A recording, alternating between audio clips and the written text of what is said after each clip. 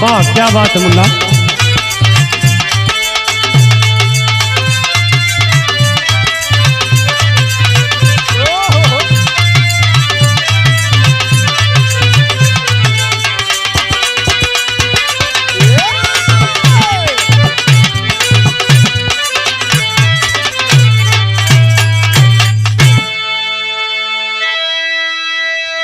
अच्छा भैया, हम भोजपुरी बिरहा गायक रमेश रागी एंड पूरी पार्टी आपके समक्ष एक बड़ी ही हृदय विदारक घटना, जिसकी हम लोग कभी कल्पना नहीं कर सकते हैं, ऐसा एक कांड, गाजीपुर कांड आप सबके बीच में लेकर पुनः एक बार प्रस्तुत हो रहे हैं प्रयाग गंगा स्टूडियो के माध्यम से।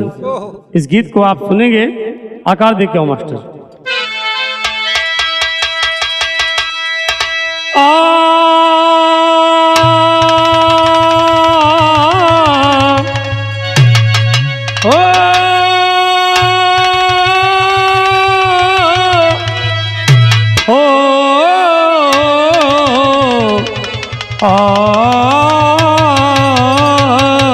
राम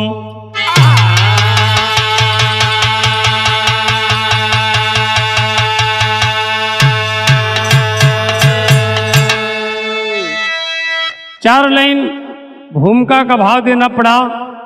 पूरे गाने का निचोड़ कवि जी ने भूमिका में लिख दिया।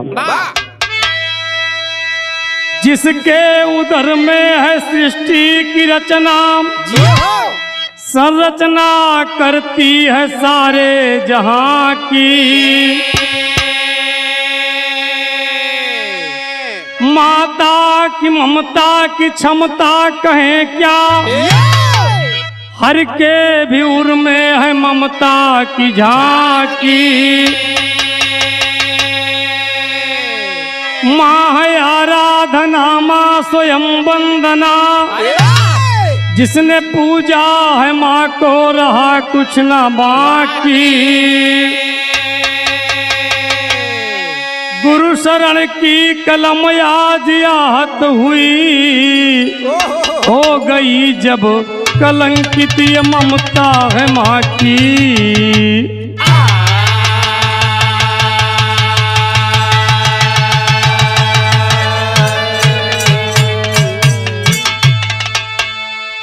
माँ शब्द एक ऐसा है बाबूजी, बहुत अनमोल है। कवि जी ने भाव दिया कि माँ है आराधना, माँ स्वयं वंदना, जिसने पूजा है माँ को रहा कुछ ना बाकी। गुरु शरण की कलम आज आहत हुई, हो गई जब कलंकित है ममता ही माँ की। देखें आप, बड़ा दर्दनाक कांड पेश है आप सबके बीच में, गजल के अंदर भाव देना पड़ा।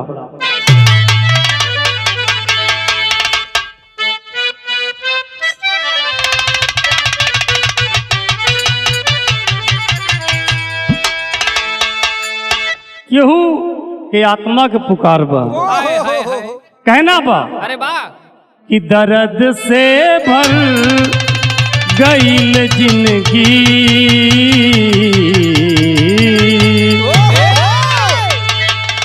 दर्द से भर गईल जिंदगी, तो कैसे मुस्कुराई हम। दर्द से भर गईल जिंदगी, तो कैसे मुस्कुराई हम। दर्द से भर गईल जिंदगी, तो कैसे मुस्कुराई हम। दर्द से भर गईल जिंदगी, तो कैसे मुस्कुराई हम।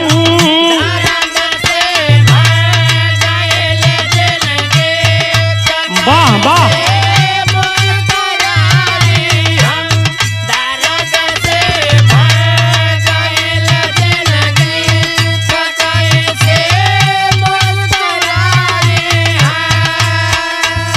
तो कैसे मुस्कुराई हम। सपना वे ना रहल आपन,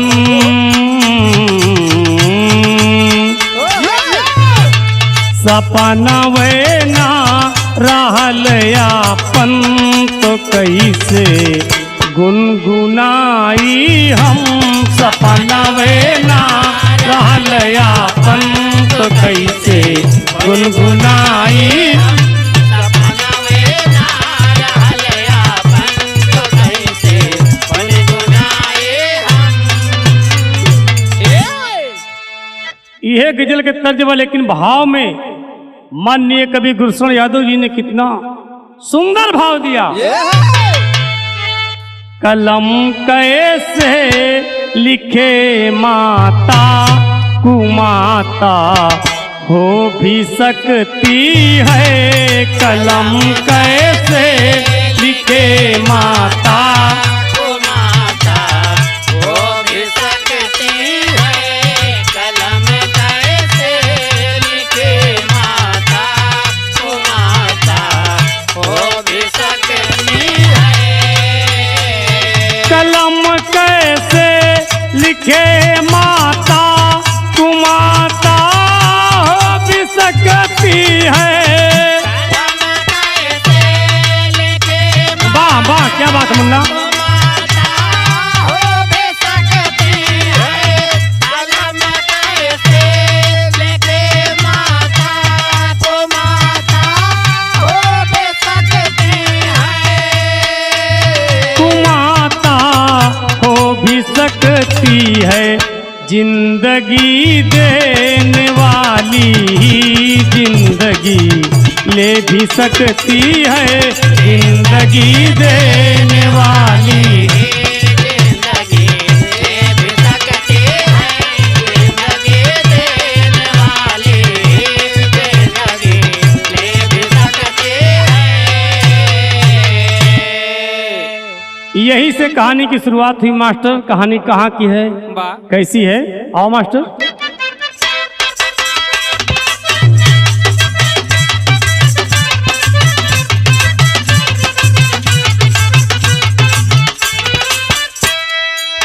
धरा अंबर दिगंबर भीमा की जयकार करे, स्वयं भगवान भीमा रूप का सत्कार करे।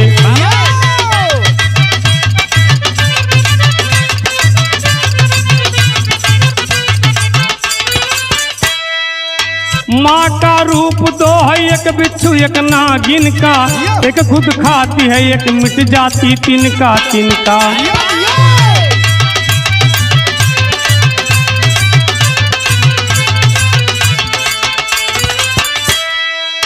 हृदय झकझोर देने वाली एक कहानी है, कलंकित कर गई ममता ऐसी नदानी है।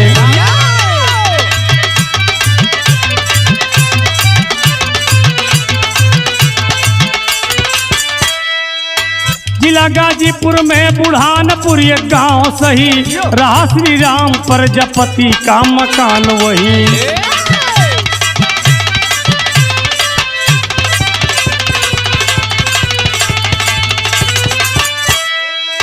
एक बेटा है चेतन घर में खुशहाली बा, बहू बन करके अन्नू आई रूप लाली बा।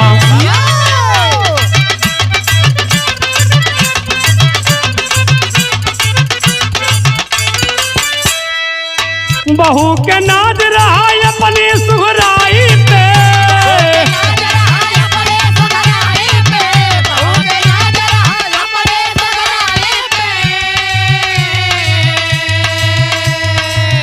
बहू के नाज रहा अपनी सुघराई पे, चेतन भी जान छिड़कता रहा लुगाई पे।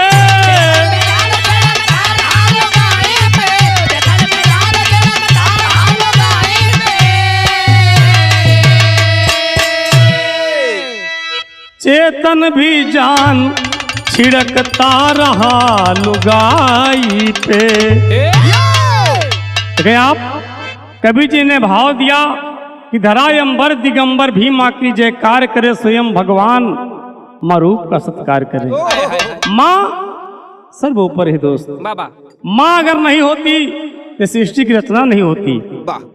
लेकिन माँ का दो रूप, एक बिच्छू का और एक नागिन का।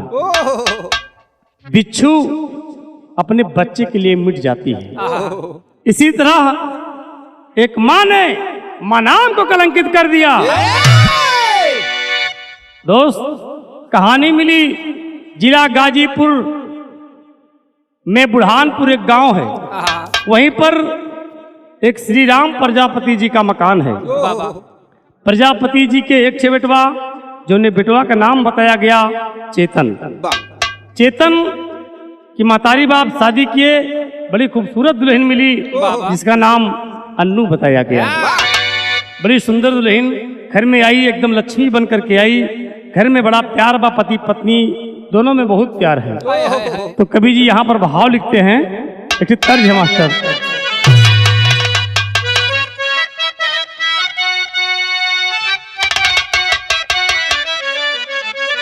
वाह, अरे मरही के रहाले तू, मरही के राहे लाता मारदा न जान से।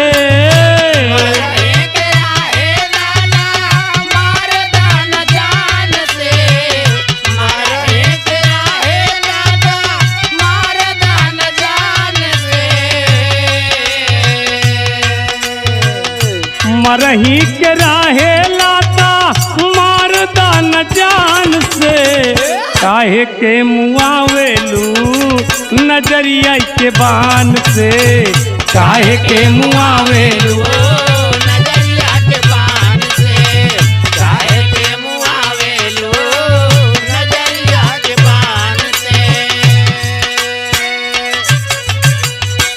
ए भैया, परिवार बड़ा हंसी खुशी से चलता। कवि जी भाव लिखते हैं, कितना बढ़िया भाव है। राहत रहल प्रेम से खूब दुई नौकरानी,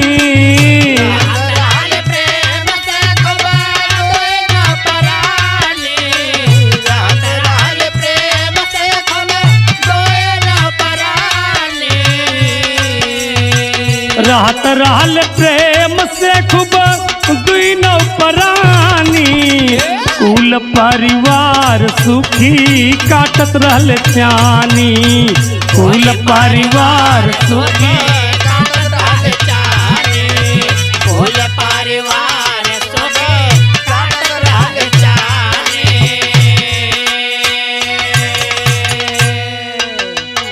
धीरे धीरे वक्त बीता, समय बदला। कुछ दिन के बाद क्या हुआ, गोदिया में भइले तीन बेटी के जनमावा। गोदिया में भइले तीन बेटी के जनमावा, गोदिया में भइले तीन बेटी के जनमावा। सासू मकर खूब प्यार से पालनावा, सासू मकर खूब प्यार से पालना। सासू मकर खूब प्यार से पालना। समय बीता, बाबा कुछ दिन के बाद 2-2 साल पर बाबूजी 3 बेटियां पैदा हुई। घर में खुशहाली आई। बुढ़िया मतारी अपने नतनीन के बड़े प्यार से, बाबा बढ़िया प्यार दुलार से खूब सेवा सत्कार कर रहे हैं। घर में खुशी बा। लेकिन एक दिन की बात है, नैहार अइली अन्नू भइला मेहमानी। हरे अइले मन्ना भइले मेहमानी। वाह वाह, हरे अइले मन्ना भइले मेहमानी। नैहार अइली अन्नू भइला मेहमानी। सब परिवार खुशी काटत रहले चानी, सब परिवार खुशी काटत रहे चानी, सब परिवार खुशी या। काटत चानी, सब परिवार खुशी काटत रहे चानी। 3 बच्चे हो गए। एक दिन की बात है बाबूजी, अन्नू काफी दिनों बाद अपने मैके आई है, अपने नैहर आई। बड़ा प्यार दुलार लोग दे रहे हैं। तो कुछ समय बिताती है नैहर में।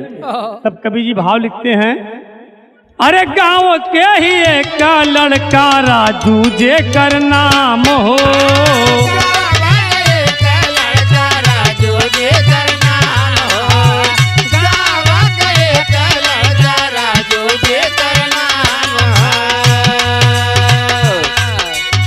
लाड़ गईल अखिया भइले नींद हराम हो, लाड़ गईल अखिया भइल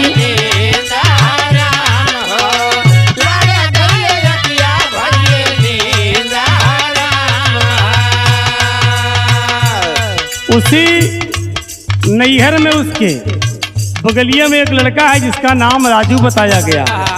एक दिन की बात है, अन्नू और राजू की नजर लड़ जाती है। लगा नैना बान बाबूजी, दोनों में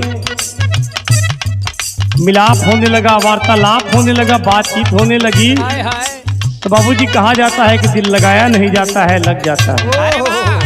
मोहब्बत ऊंच नीच नहीं देखती है, जात धर्म नहीं देखती है, और उम्र नहीं देखती है। और ठीक उसी प्रकार अन्नू के साथ हो गया।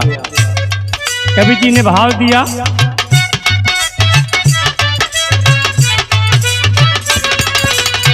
लाड़ गईल अखिया भइले नींद हराम हो, लाड़ गईल अखिया भइले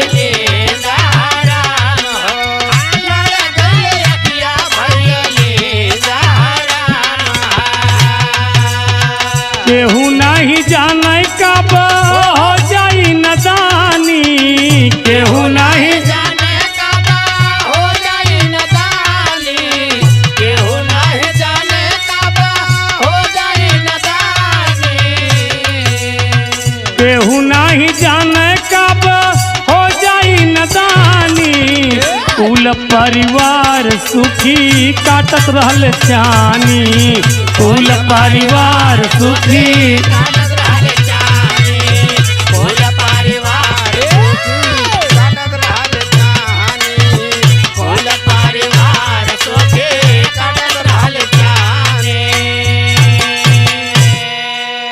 देखो दोस्त, निगाह लड़ी, दोनों में प्यार हो गया, प्यार हो गया।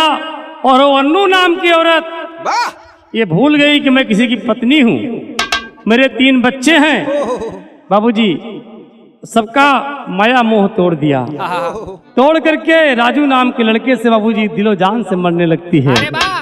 तो बिरहा में एक तर्ज बा,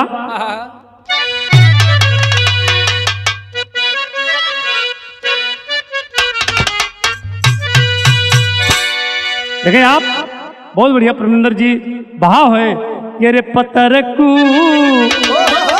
अरे पतरकू काहे जदुइया डारा, पतरकू काहे जदुइया।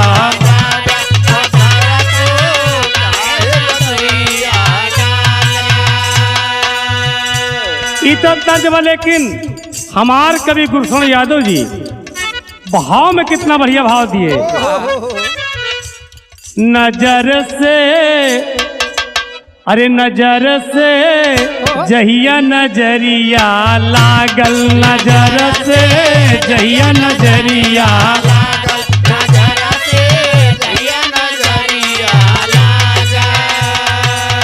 छोड़ लोक लाज गोरिया घरवा से भागल, छोड़ लोक लाज गोरिया घरवा से भागल, नजर से जहिया नजरिया लागल।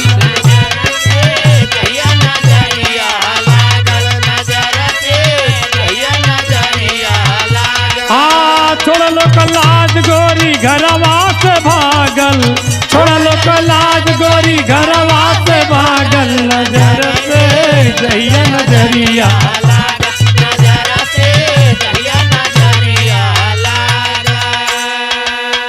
कुल की मर्यादा तार तार करके बाबूजी सबको भुला करके उस प्रेमी राजू के साथ भाग गई, मैके से भाग लिया। तो कहना है 8 दिन बाद घर वापस आई गईली, 8 दिन बाद घर वापस आई गईली,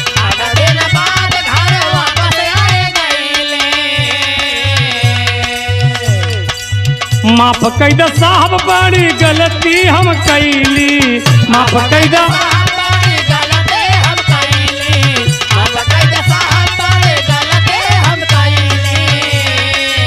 सैया से हाथ जोड़ के क्षमा मांगल, सैया से हाथ जोड़ के क्षमा मांगल, नजर से जहिया नजरिया लागल, नजर से जहिया नजरिया लागल, नजर से जहिया नजरिया लागल। सैया से हाथ जोड़ के क्षमा मांगल, सैया से हाथ जोड़ के क्षमा मांगल, नजर से जहिया नजरिया लागल, नजर से जहिया नजरिया लागल। घर से बाबूजी प्रेमी के साथ मैके से फरार हो गई। 8 दिन के बाद फिर वापस आई। जब उसके पति चेतन को पता चला कि मेरी औरत भाग गई लेकिन फिर मैके में आ गई है, तो जाता है बहुत सारी गलती मानती है। कहा पति आप हमारा परमेश्वर है, दोबारा कान पकड़ती है, मैं इसे गलती दोबारा ना करे कभी। बड़े दिल का आदमी था, कहता है कि चलो मेरे घर चलो, कोई बात नहीं लेकिन दोबारा कोई गलती ना होने पाए।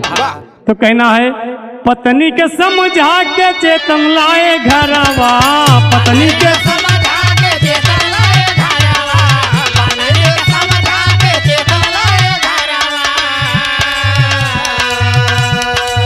देखा तीनों बिटियन के तू ही सहारावा, देखा तीनों बिटियन के तू है सहारावा, देखा तीनों बिटियन के तू है सहारावा। सुधर न जे के हवा सही आ जागल, सुधरे न जे के हवा सही आ जागल, नजर से जहिया नजरिया लागल, नजर से जहिया नजरिया लागल, नजर से हवा करोग लागल, सदरा जहिया सहिया लागल, नजर से जहिया नजरिया लागल, नजर से जहिया नजरिया लागल। पति समझा बुझा करके उसको घर लाया, अपना लिया। कहा प्रिय तुम्हें बहुत प्यारी हो, मैं तुमसे दिलो जान, अपने जान से ज्यादा तुमसे मैं प्यार करता हूँ। ध्यान रहे दोबारा कोई गलती ना हो। भगवान ने हमको 3 ठे बेटियां दिया है। बड़ी बेटी 6 साल की, जो बीच वाली बेटी है वो 4 साल की, जो छोटी वाली बेटी है वो 2 साल की। 3 बेटियां बड़ी खूबसूरत हैं। और कह रहा है बस अपने बच्चों के देखो, माता पिता का देखो, प्यार से जिंदगी चलेगी। गलती इंसान से ही होती है। वारे चेतन उस पत्नी को अपना लिया बाबूजी, लेकिन जो उसकी आदत है बाबूजी, आदत में नहीं सुधार हो रहा था। चुपके फोन से बात कर लेती थी, आए दिन इसी तरह हरकत किया करती थी। तो बिरहा में एक तर्जमा मास्टर साहब,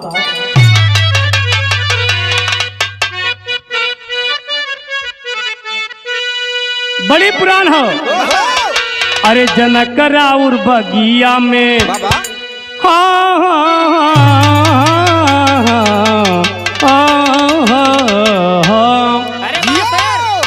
अरे जनक राउर बगिया में हरे लायनार हो, जनक राउर बगिया में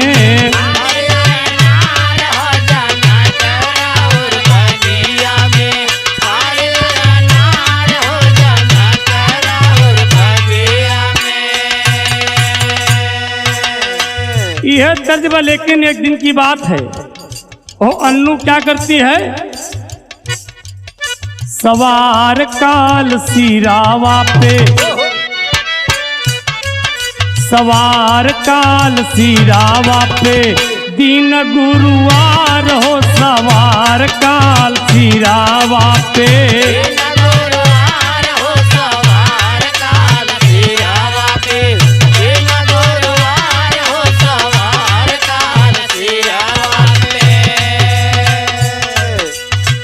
दास बज गईले तबले चेतन सोई गईले रामा, दास बज गईले चेतन सोई गईले रामा, दास बज गईले तबले चेतन सोई गईले रामा। ओही महतारी तब नागिन के काम कैले रामा, ओही महतारी तब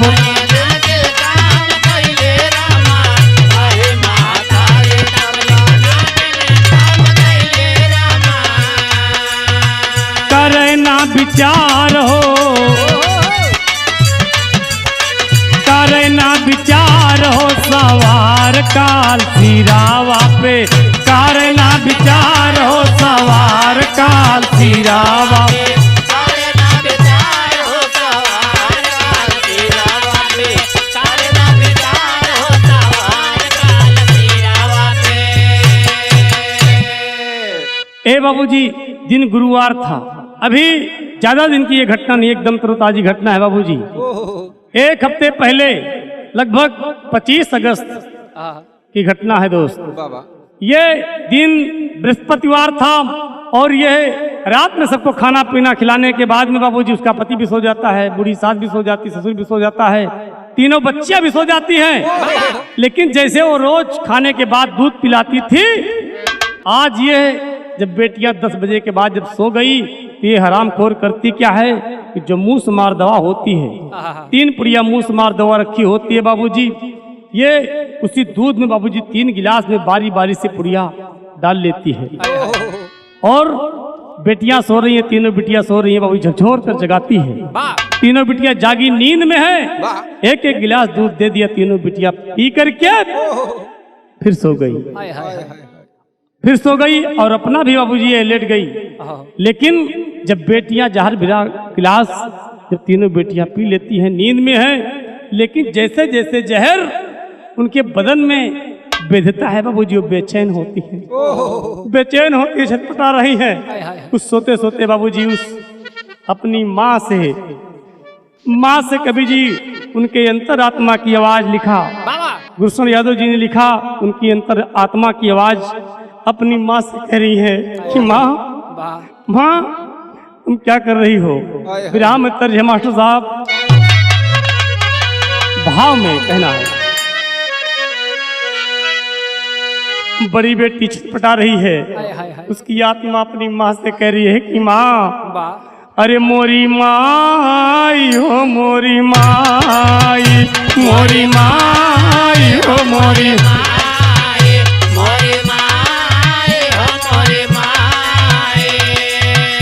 काहे मारे चाहे जहर पियाई, काहे मारे चाहे जहर पियाई, मोरी माई हो मोरी माई है।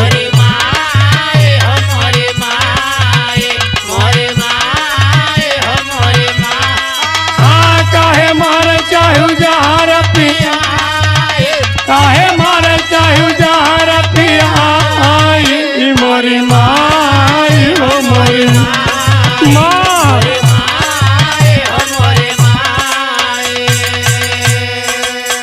तीनों बेटियां जार पूरा बेद गया है शरीर में, तीनों बेटियां बाबू छटपटा रही हैं। माँ से कहती हैं कि माँ माई तू ही जन्मायु, माई तू ही जन्मायु, तू ही दूधावा पियायु, माई तू ही जन्मायु, तू ही दूधावा पियायु, पैदा होता जे तू गटाई दबाई, मोरी माई हो मोरी माँ, मोरी माई हो मोरी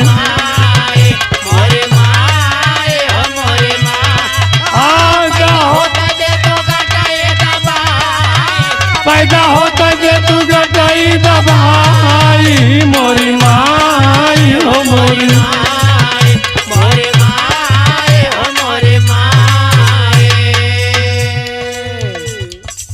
बिटिया छटपटा रही है, पूरा परिवार सब सो रहे हैं, वो महतारी भी आराम खोर, तीनों बिटिया अपने अपने चरपैया पर छटपटा रही हैं, लेकिन माँ हराम खोर नागिन जैसा रूप बना लिया है, वो देख रही है, मुस्कुरा रही है।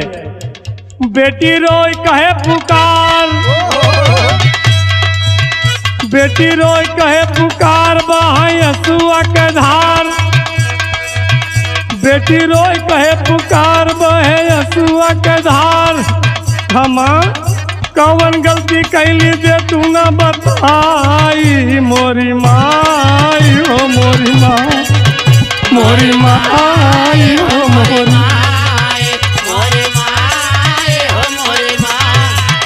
कौन गलती कैली दे तू न बताई,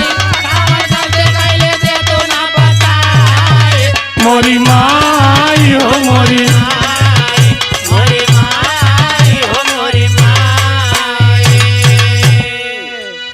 तीनों बेटियां, जैसा कि हमने बताया कि बड़ी बेटी 6 साल की है, दूसरी बेटी, बीच वाली बेटी 4 साल की है, छोटी वाली बेटी जो कि 2 साल की है। आज रात में जब बीच वाली बिटिया की ज्यादा तबीयत खराब होती है, 3 बजे के करीब में तीनों बेटियां उल्टी करने लगती हैं। जब उल्टी करने लगती हैं तो बाबूजी हो माँ दरवाजा खोल करके चुपके से निकल जाती है बाबूजी। उल्टी तो तीनों बेटियां कर रही हैं, लेकिन जो बीच वाली बेटी है जिसका नाम रीता बताया गया, रीता बार बार उल्टी करती है बाबूजी। उस पेपर में मिला, उस खबर में मिला कि वो 17 बार उल्टी कर चुकी थी। उसकी हालत बड़ी खराब है। उसकी अंतरात्मा उस अपनी माँ से कहती है, बिरहा में तर्जमा मास्टर साहब,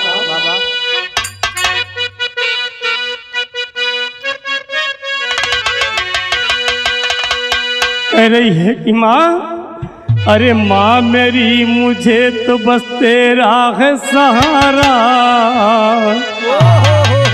ओ मोरी मैया।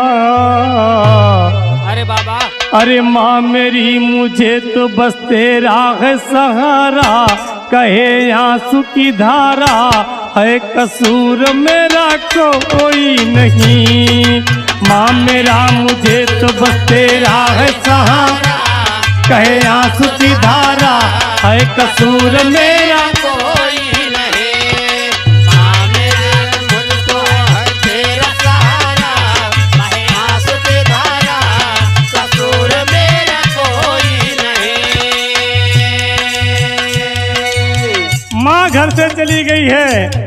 तीनों बिटिया एकदम परेशान है, गिर रही है। पलंग से उठ करके बाबूजी सब लोग गिर पड़ी हैं, अचेत अवस्था में है। माँ, लेकिन माँ तो घर से भगी है। कंपित हुआ हृदय, दुखी दिल ने पुकारा,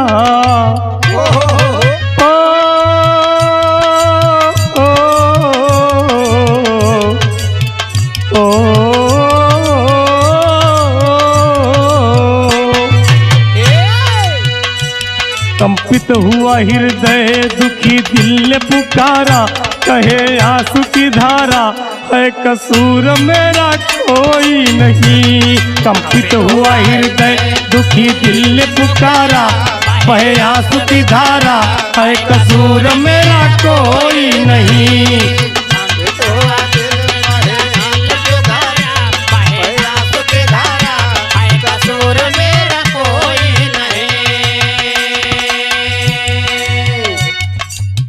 माँ भगी है, लेकिन बेटियां अंतरात्मा से कह रही हैं, अरे बा, कर दे क्षमा गलती मैं तेरी जन्माई,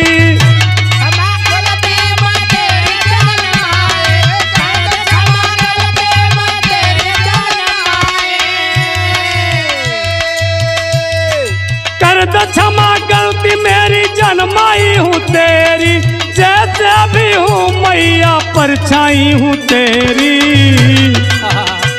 माँ, तूने मुझे अपने उदर से पाला माँ, तूने मेरे साथ क्या कर दिया माँ? मेरी कौन सी गलती है? अगर माँ कोई गलती हुई होती जो तुमने आज ये काम किया है माँ, मुझे पैदा होते क्यों नहीं मार दिया? कहती है तीनों बेटियां, एकदम हालत खराब है। जीवन पे मेरे मैया पूरा हक है तुम्हारा, जीवन पर मेरे मैया पूरा हक है तुम्हारा, तेरा सहारा की कसूर मेरा कोई नहीं। जीवन पे मेरे मैया पूरा है तुम्हारा, कसूर मेरा कोई नहीं। जीवन पे मेरे मैया पूरा है तुम्हारा, कहे आंसू की धारा, कसूर मेरा कोई नहीं। बाबूजी, चीखने चिल्लाने की आवाज सुनकर चेतन की जब आवाज खुलती है, देखते हैं तीनों बेटियां बाबूजी पड़ी हैं। झट से माँ को आवाज दी, बाबूजी बूढ़ी माँ आ गई, बाप आ गया, सब लोग बेटियों की हालत देख करके एकदम परेशान हैं। कवि जी ने टेरी में भाव दिया, ए भैया माता की ममता धूमिल हो गई, ओ माता की ममता धूमिल हो गई। अरे तो जीवन में विष घोला जब जीवन की दाता, माता की ममता धूमिल हो गई।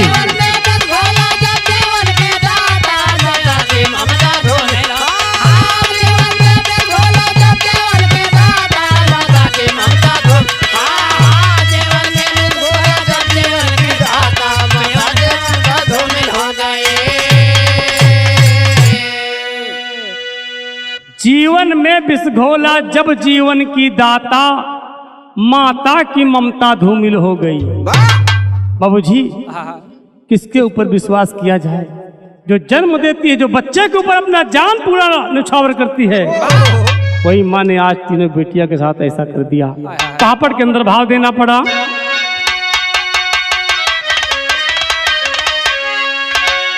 घोल के विष जीवन में गई पराई तीनों बिटियन के। अरे टूटल नींद चेतन के मन यकुलाई तीनों बिटियन के, टूटल नींद चेतन के मन यकुलाई तीनों बिटियन के।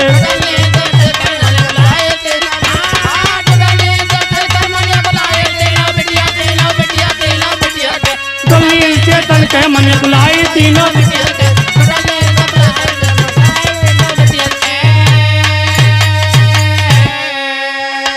ए भैया तीनों बेटी के उल्टी से केहू समझ न पावे हो, बाबू बूढ़ी माई रोवे, सबके मन घबरावे हो। पूछे माई मम्मी नजर न आई तीनों बिटियन के, और चूहा वाली खाली पड़ी दवाई तीनों बिटियन के।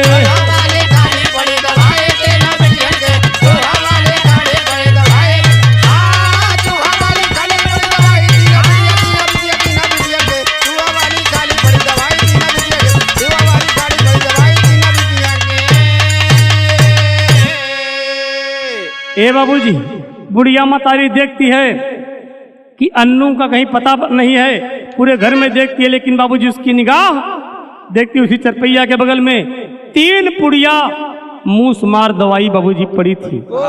समझ गई कि हरामखोर कोई चाल कर दिया, बच्चों के साथ कोई चाल करके ये भाग गई घर से। तो कहना पड़ा यहाँ पर आला के अंदर बहाव बा।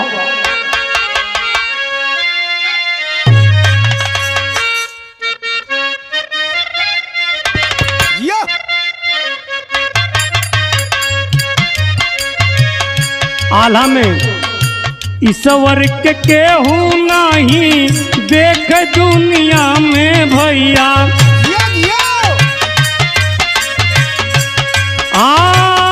माई ईश्वर के रूप हो सका।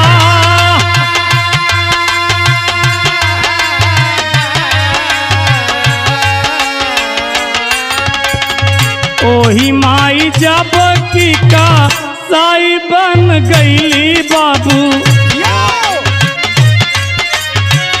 ऊन करके हो बोला के हो रखवा।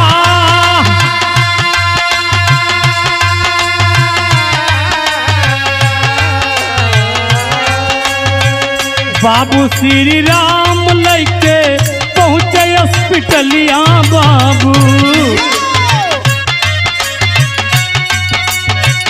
कुछ ना बोलाए यसुआ के धाम।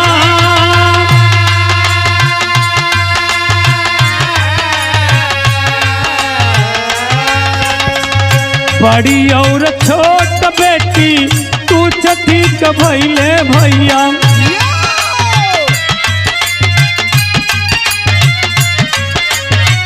बीच वाली रीता उल्टी कर बरबा।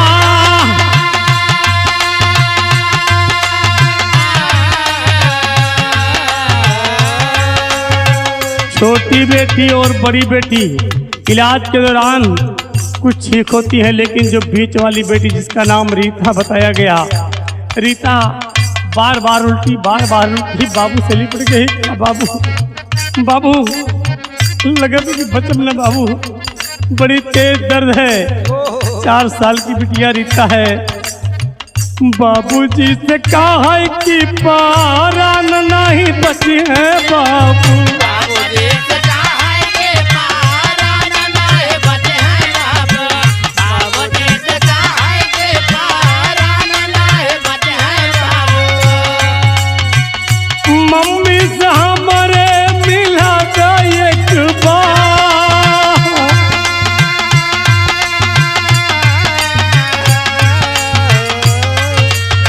रो रही है।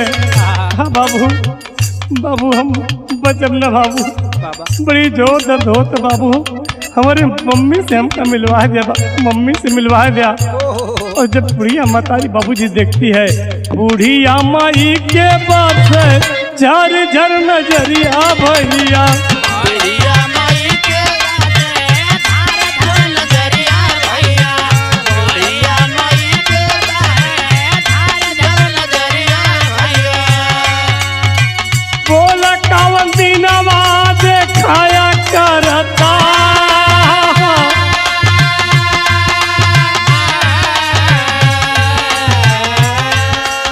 अरे गाजीपुर लइके जात रहले बाबूजी, तो रहिया में गई बेटी सुरपुर सिधार बोला।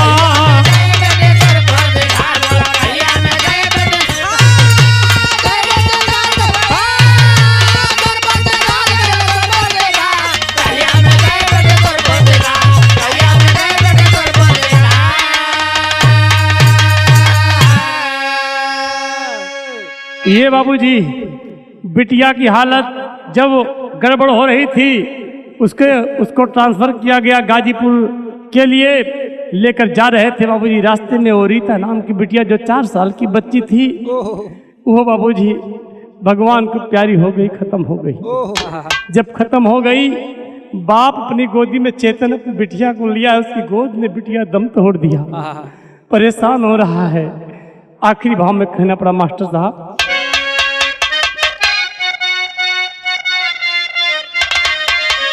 अरे देख बेटी के झर झर, अरे बहत बायसिया।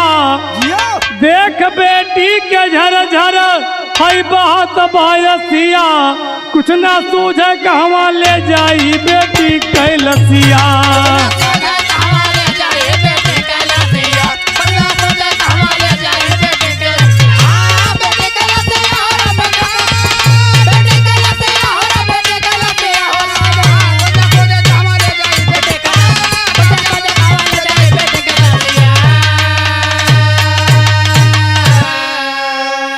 ए भैया, थाना अध्यक्ष तारावती जी से बोले, जा करके बाबूजी रिपोर्ट लिखवाते हैं उसके खिलाफ।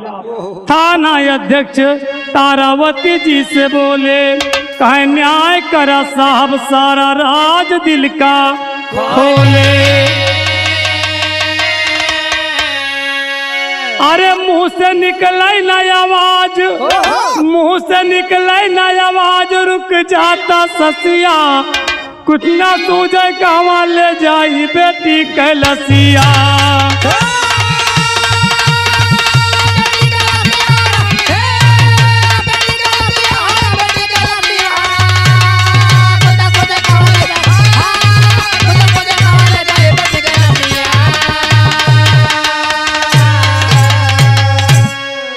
ये बाबूजी जाकर के रिपोर्ट लिखवाए और चेतन जी बाबूजी सारी बात को बता दिए कि मेरी पत्नी पहले किसी के साथ भाग गई थी, उसके बाद आई, घर में रहने लगी, कुछ दिन के बाद मेरे बच्चों के साथ ऐसा कर दिया बाबूजी।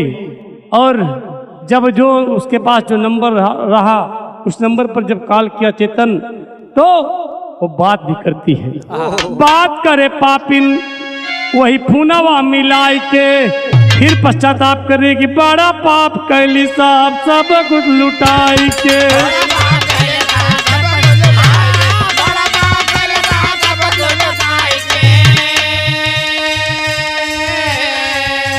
उससे जब पूछा गया कि तुम कहाँ हो, तो कहती है कि साहब मुझे कुछ पता नहीं है कि मैं कहाँ हूँ, किस जगह पर हूँ, मुझे कुछ पता नहीं चल रहा है, अपना पता नहीं बताती है।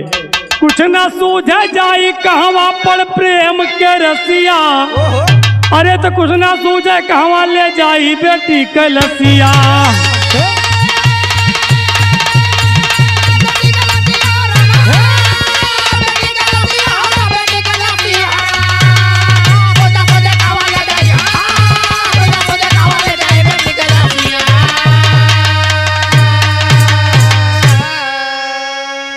बाबूजी कहानी लिखने तक वो अभी मिली नहीं है, घर से फरार है, पता नहीं प्रेमी के साथ भाग गई है, कहाँ गई है उसका अभी कुछ पता नहीं चला। लेकिन दोस्त ऐसी घटना बहुत ही दर्दनाक घटना है बाबूजी, जो कि पूरे सभ्य समाज को झकझोर कर रख दिया। विचार करें हम आप, जिस बिटिया को देवी मानते हैं, दुर्गा मानते हैं, जिस बिटिया के जरिए पूरा सृष्टि की रचना हुई दोस्त, आज ये नागिन बन करके बाबूजी अपनी ही बेटी को, अपनी सगी बेटी को, जिसको अपने उधर से जन्माया, उस बिटिया को मारने का काम किया। कवि गुलशन यादव जी आखिरी भाव में कहते हैं,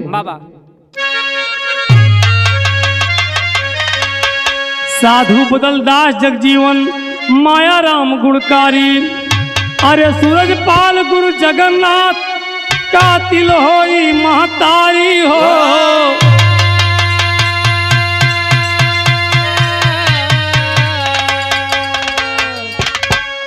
माता की ममता धूमिल हो गई, अरे तरागी गुरु शरण जब हुआ कलंकित नाता, माता की ममता धूमिल हो गई।